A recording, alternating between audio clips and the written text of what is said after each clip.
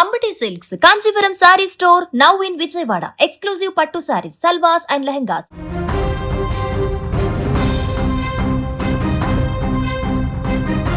తిరుపతి జిల్లా నారాయణవరం మండలం వెంకటకృష్ణపాలెంలో ఒకే కుటుంబంలో 5గురు మృతి కేసులో బిగ్ ట్విస్ట్ చోటు చేసుకుంది. ప్రస్తుతం ఈ ఘటన చిత్తూరు జిల్లా వ్యాప్తంగా సంచలనంగా మారింది. అయితే వారి మృతికి ఆర్థిక ఇబ్బందులే కారణమని తెలుస్తోంది.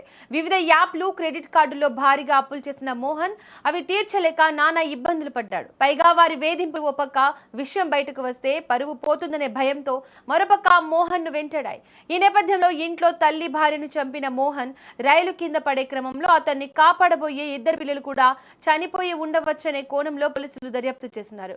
ఇక ఇదే అంశానికి సంబంధించి మరింత సమాచారాన్ని మా ప్రతినిధి మంజునాథ్ అందిస్తారు. మంజునాథ్, ఏంటి మోహన్ ఏ యాప్ల నుండి ఎంత డబ్బు తీసుకున్నాడు, వాళ్ళు ఏ విధంగా వేధించారు, పూర్తి డీటెయిల్స్ ఏంటి? వెంకటకృష్ణపాలెంలో మృతి చెందిన మోహన్ అయితే వాళ్ళ కుటుంబ సభ్యులు చెప్పిన దాని ప్రకారం అయితే వివిధ మొబైల్లో యాప్లతో పాటు క్రెడిట్ కార్డుల్లో కూడా అప్పులు చేసినట్లు, ఆ అప్పుల వాళ్ళ వేధింపులు తట్టుకోలేక అదే విధంగా తాను అప్పులు చేసినట్లు సమాజంలో తెలిస్తే తీవ్ర అవమానం పాలవుతుంది, కుటుంబానికి కూడా అవమానం అని భావించి తల్లిని అలాగే భార్యను కడతేర్చినట్లు తెలుస్తోంది. స్కూల్ నుంచి పిల్లలు తీసుకుని వేపనపల్లె రైల్వే స్టేషన్ వద్ద ఉండగా పిల్లల్ని ఇద్దరిని రైల్వే స్టేషన్ లో కూర్చోబెట్టి తాను ఒక్కడిని ఆత్మహత్య చేసుకోవాలని తొలుత భావించాడు. అయితే అదే సమయానికి చెన్నై ఎగ్మోర్ ఎక్స్ప్రెస్ రైలు రావడంతో పట్టాలపై కొద్ది దూరంలో పడుకొని ఉండగా ఆ సమయంలోనే పిల్లలు తండ్రిని కాపాడబోయి ప్రమాదవశాత్తు వాళ్ళు కూడా చనిపోయారు. అయితే ఈ ఘటన విషయంలో పోలీసులు గాని వాళ్ళ కుటుంబ సభ్యులు గాని చెప్తున్నది ఒకటే, వివిధ రకాల యాప్లు ప్రలోభ పెట్టి అతనికి అప్పులు చేశాయి, అప్పులు తీర్చలేని పరిస్థితుల్లోనే మృతి చెందినట్లు కూడా కుటుంబ సభ్యులు తెలుపుతున్నారు.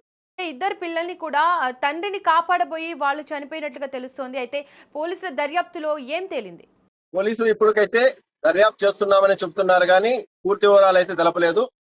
పిల్లలు ఇద్దరు తండ్రిని కాపాడే క్రమంలోనే ప్రమాదవశాత్తు చనిపోయారు కానీ పిల్లలను అతను ఏమాత్రం చంపడం లేదని చెప్పేసి ట్రైన్ డ్రైవర్ అయితే ఉన్నారో ఆ ట్రైన్ డ్రైవరు సమీప రైల్వే స్టేషన్ లో సమాచారం అందించారు.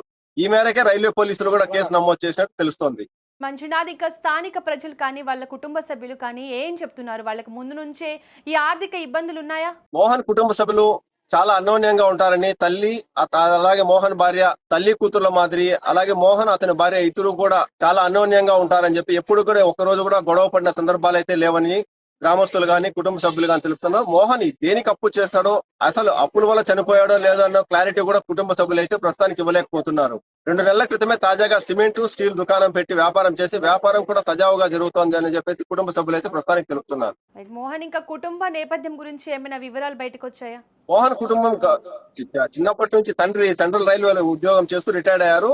మోహన్ తల్లికి పెన్షన్ కూడా వస్తుంది. మోహన్ ఆ గ్రామంలో ఎవరితో గానీ గొడవ పడే మనిషి కాదు. అలాగే స్నేహితులతో కూడా పెద్దగా మాట్లాడకుండా తన వ్యాపారము, తన కుటుంబము, తన కుటుంబ సభ్యులతోనే ఎక్కువగా గడుపుతున్నాడని చెప్పేసి గ్రామస్తులు తెలుపుతున్నారు. రైట్గా మనం విజువల్స్ లో చూసుకుంటే మోహన్ తన ఇద్దరు పిల్లల్ని కూడా బైక్ మీద ఎక్కించుకొని తీసుకెళ్తున్నారు. కానీ ఆ పిల్లలకు పాపం తెలియదు ఎక్కడికి వెళ్తున్నారో. కానీ తండ్రిని కాపాడబోయి ఆ ఇద్దరు పిల్లలు కూడా తమ జీవితాలను కూడా బలి తీసుకున్న సిచ్యువేషన్ అది. జాతర కోసమని ఫోన్ చేశామండి మా మరదలకి, తమ్ముడికి. మేము జాతరకు వస్తామన్నట్టుగా చెప్పినారే కానీ రాలేదు. ఏమి ఎందుకు రాలేదని మళ్ళీ ఎంక్వైరీ చేశాము. కానీ అప్పుడే అత్తా కోడలు ఎలా ఉంటారు? అత్తా కోడల మధ్య కానీ ఆడబిడ్డ వల్ల కానీ ఎవరి వల్ల ప్రాబ్లమ్స్ లేవని చెప్పేది. వాళ్ళు వచ్చినప్పుడు కూడా బాగా చూసుకునేది. వీళ్ళ అక్క చెల్లెళ్ళు కూడా వాళ్ళ ఇంటికి వెళ్ళారు. అప్పుడు కూడా ఏ సమస్యలు ఉండేవి కాదు. పోతే పర్సనల్గా అబ్బాయికి డ్రింకింగ్ కానీ ఇంకొకటి అనేది కూడా ఏం లేదు. చెడు అలవాట్లు కూడా లేదు. ఈ అంగడి ఎప్పుడు పెట్టారు? ఇది పెట్టి ఒక 2 months అయితే ఉంటుంది అంతే. ఎటువంటి ప్రాబ్లమ్స్ ఉన్నాయని ఎప్పుడు మాకు చెప్పిన వాళ్ళు కాదు సార్. వాళ్ళు ఎంతసేపు ఒకసారి డబ్బులు కావాలని అడిగాడు, ఇచ్చాము. తిరిగి మళ్ళీ మాకు ఇచ్చాడు.